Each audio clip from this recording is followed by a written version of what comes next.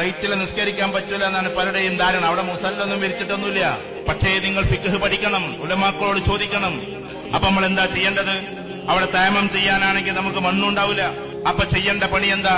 നമ്മുടെ മുമ്പിലുള്ള സീറ്റിൽ ഉറക്കടിക്കൊന്നും വേണ്ട, ആ മനുഷ്യൻ അറിയും കൂടി വേണ്ട, മെല്ലെ ഒരു അടി അടിക്കുക, എന്നിട്ട് മുഖം തടവുക, എന്നിട്ട് നീയത്ത് വെക്കേണ്ടത് എന്താ? തയമ്മത്തിന്റെ നീയത്താൻ.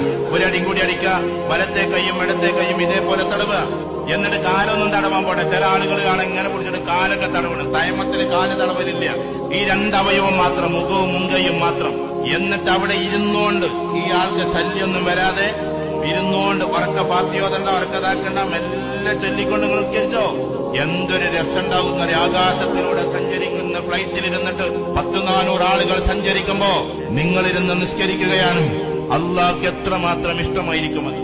വായുലോകത്തിലൂടെ പോകുന്ന ഫ്ലൈറ്റിലിരുന്നിട്ട് പ്രാർത്ഥിക്കുന്ന നിങ്ങളെ ജഗനിയന്താവായ തമ്പുരാൻ എത്രമാത്രം